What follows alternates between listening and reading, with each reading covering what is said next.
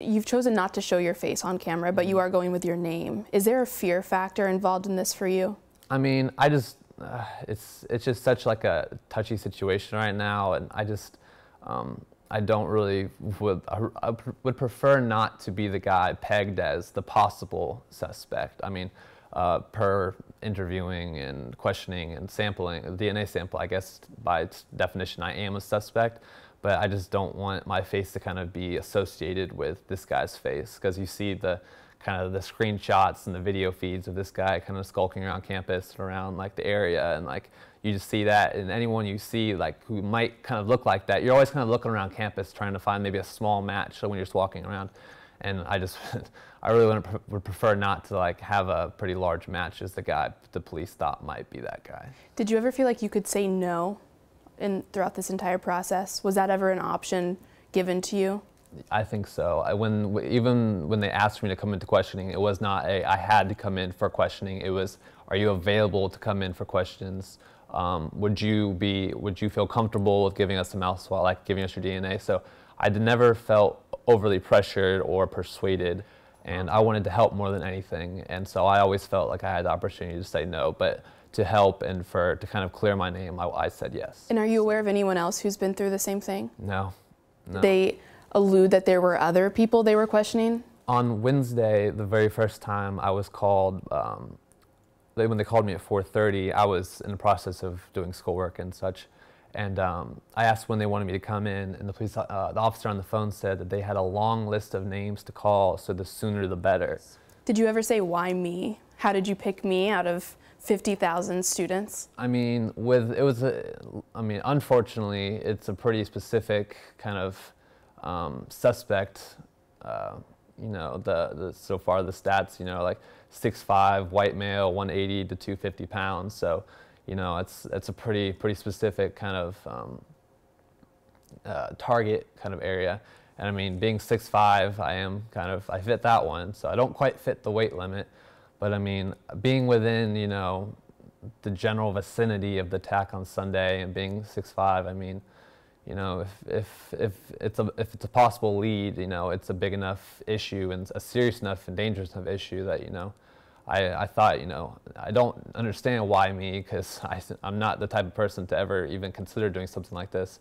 But since I fit kind of the physical and the location kind of aspects of it, you know, I kind of just figured, you know, the cards didn't really fall in my favor.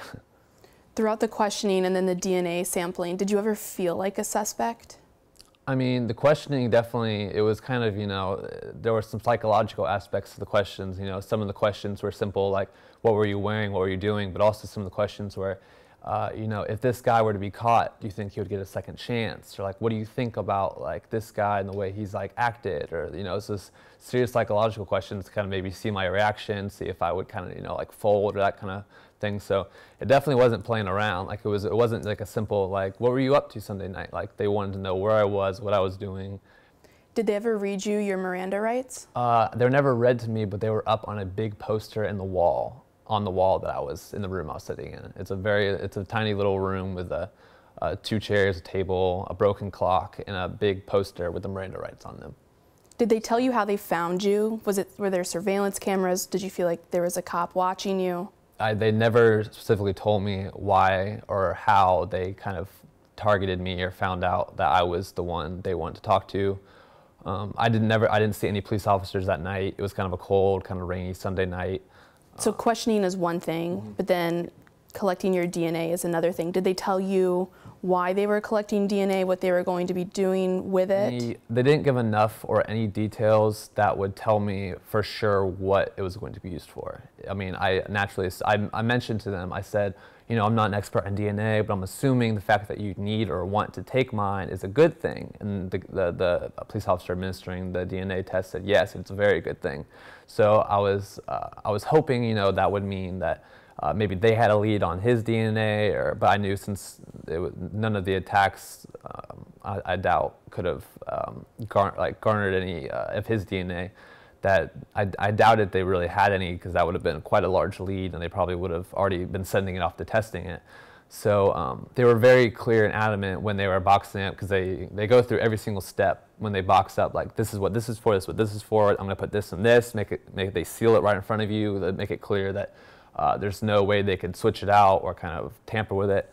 So while they were doing that, they made it clear that this wasn't being sent off anywhere anytime soon. They said, you know, it's not being sent off for testing, we'll be holding on to it.